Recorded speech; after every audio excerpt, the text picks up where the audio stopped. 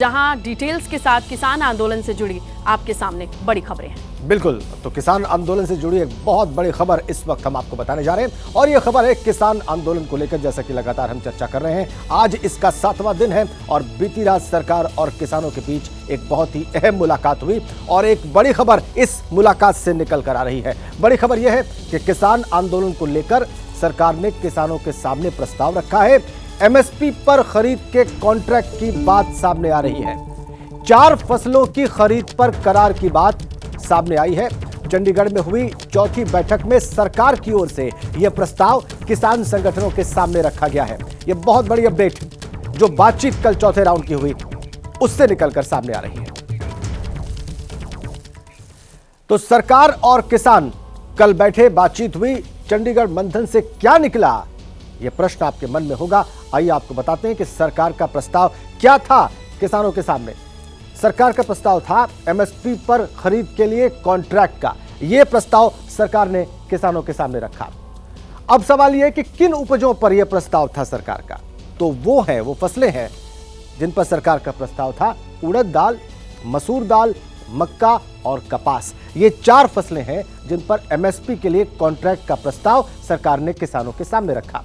अब इस कॉन्ट्रैक्ट में क्या है, यह भी जान लीजिए। एमएसपी पर खरीद का 5 साल का कॉन्ट्रैक्ट होगा सरकार और किसानों के बीच में। एमएसपी पर खरीद का 5 साल का कॉन्ट्रैक्ट होगा। अब किससे कॉन्ट्रैक्ट होगा यह समझ लीजिए। एनसीसीएफ, नेफेड और सीसीआई ये करार करेंगे आपस में। 5 साल का करार होगा एमएसपी पर 4 फसलों के लिए, और वो 4 फसलें कौन सी हैं उसका भी जिक्र अभी हमने आपके सामने किया है। इस प्रस्ताव के बाद करीब 5 घंटे तक एक मैराथन मीटिंग चली और इसके बाद केंद्रीय मंत्री और किसान नेता मीडिया के सामने आए। प्रस्ताव के बारे में उन्होंने विस्तार से बताया।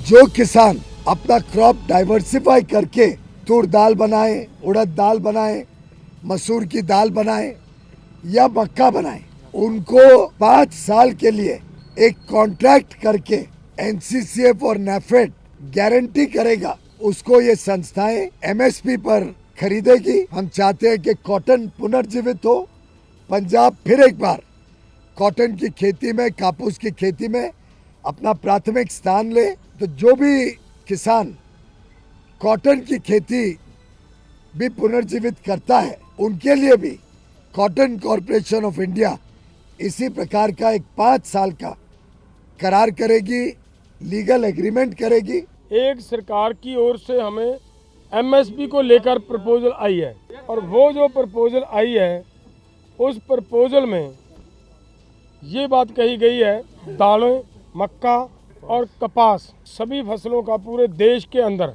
जितना भी उत्पादन होता है, केंद्र की 2 एजेंसियों के द्वारा इनकी पूरी की पूरी फसल की एमएसपी जो तय की जाएगी उसके ऊपर खरीदी की जाएगी।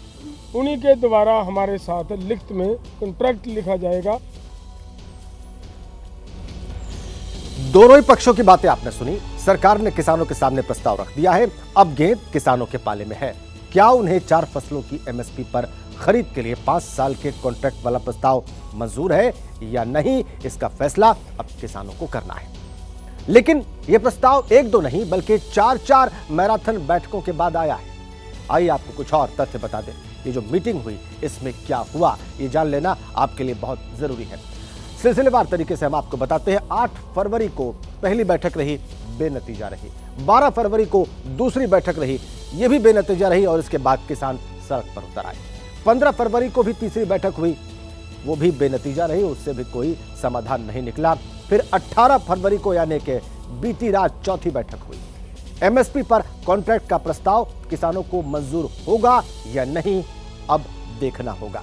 इसी बीच में एक बड़ी अपडेट आपको दे दें।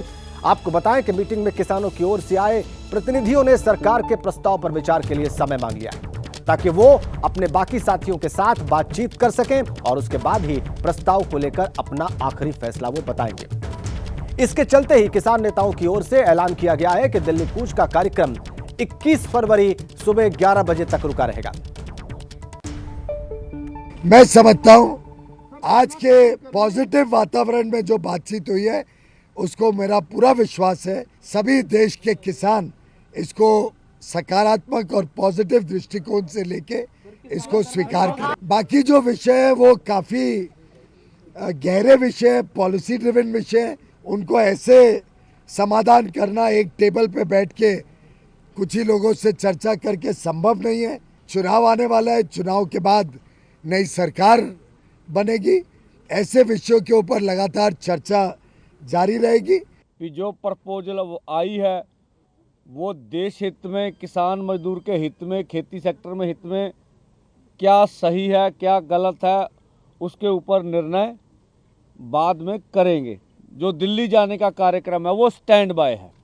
अच्छा होगा, सरकार भी और हम भी पूरा जतन करेंगे भी मिल बैठ के ये मसलों का हल हो जाए।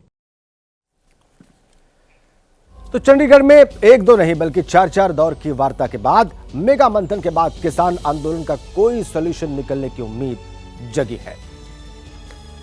अब आपको बताएं कि सरकार की ओर से 4 फसलों की एमएसपी पर खरीद के लिए 5 साल के कॉन्ट्रैक्ट का प्रस्ताव दिया गया है। सरकार के प्रस्ताव के मुताबिक उड़द दाल, मसूर दाल, मक्का और कपास की एमएसपी पर खरीद के लिए एनसीसीएफ, नेफेड और सीसीआई लिखित में कॉन्ट्रैक्ट करेंगे। सरकार के इस प्रस्ताव पर विचार के लिए किसानों की ओर से आए प्रतिनिधियों ने विचार करने के लिए वक्त मांग लिया है और उसके बाद ही वो आखिरी फैसला बताएंगे। लेकिन जब तक वो फैसला नहीं कर लेते हैं तब तक के लिए किसान नेताओं की ओर से ऐलान कर दिया गया है कि दिल्ली कूच का उनका कार्यक्रम 21 फरवरी सुबह 11 बजे तक यानी 2 दिनों तक मुलतवी रहेगा, रुका रहेगा। यानी किसान पंजाब हरियाणा बॉर्डर पर तो डटे रहेंगे लेकिन दिल्ली की ओर आगे नहीं बढ़ेंगे। फरवरी में भीषण बर्फबारी, क्या आगे ठंड के यू टर्न की बारी?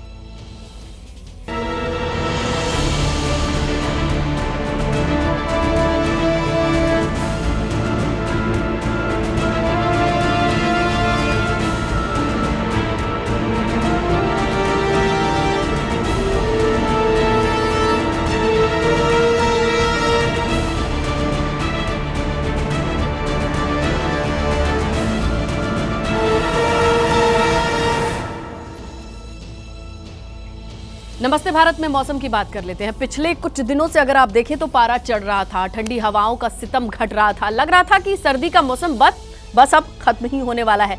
लेकिन पिछले 24 घंटे में पहाड़ों पर जिस तरीके की बर्फबारी की तस्वीरें आई हैं, उसके बाद फिर से सर्दी की वापसी तय मानी जा रही है। और इसी बीच बड़ी खबर क्या है आपके सामने रखें। आज हिमाचल प्रदेश में बारिश और बर्फबारी का रेड अलर्ट जारी किया गया है। मौसम विभाग की ओर से जम्मू कश्मीर में भी भारी बर्फबारी होने की संभावना जताई गई है और बर्फबारी से जम्मू कश्मीर में श्रीनगर लेह हाईवे को बंद करने का फैसला लिया गया है। इसके अलावा जम्मू कश्मीर के कुपवाड़ा में भी कई जगहों पर रास्ते बंद हुए हैं। उत्तराखंड की बात करते हैं, बर्फबारी, ओले गिरने का अलर्ट मौसम विभाग की ओर से वहां पर भी जारी किया गया है। इसके अलावा दिल्ली एनसीआर में भी आज शाम तक बारिश का अलर्ट जारी किया गया है। देखिए, मौसम विभाग की ओर से ढेर सारी चेतावनी और अलर्ट जारी किया गया है। रेड अलर्ट से शुरू करते हैं, जहां मौसम किस तरीके से यू टर्न ले रहा है। कुछ दिनों की गर्म हवाओं के बीच आज मौसम विभाग का अनुमान क्या है, उसकी डिटेल आपके सामने। मौसम की मनमर्जी फरवरी भी जमा देगी जी। पहाड़ों में बर्फिस्तान, ठंड से फिर कांपेंगे मैदान। मौसम की माया, कहीं बर्फ कहीं बारिश का साया। फरवरी में बर्फबारी, ठंड के यूटर्न की बारी। फरवरी खत्म होने को है लेकिन आसमान से बर्फ गिरना रुक नहीं रही। इसे कुदरत की जिद कहें, मौसम की मनमर्जी कहें, बर्फबारी का यह आक्रमण सर्दी को यूटर्न का निमंत्रण दे रहा है। ये तस्वीर जम्मू कश्मीर के कुपवाड़ा की है। क्या मकान, क्या पेड़, हर तरफ सिर्फ बर्फ ही बर्फ नजर आ रही है। बर्फबारी के ताजा दौर के बाद एक बार फिर हर ओर सिर्फ और सिर्फ बर्फ की कई फीट मोटी चादर नजर आ रही है। आपको मकान नजर आ रहे होंगे, उन पर गिरती बर्फ नजर आ रही होगी, लेकिन मकानों तक पहुंचने का रास्ता कहीं नजर नहीं आ रहा होगा, क्योंकि उस रास्ते को बर्फ ने अपने आगोश में ले रखा है। क्या रास्ते, क्या मकान, क्या दुकान, सब कुछ एक बार फिर बर्फ से ढक चुका है। कुपवाड़ा में रविवार सुबह से बर्फबारी हो रही है। माचल, गुरेज, तंगधार और केरल में बर्फबारी का नया दौर शुरू हो चुका है।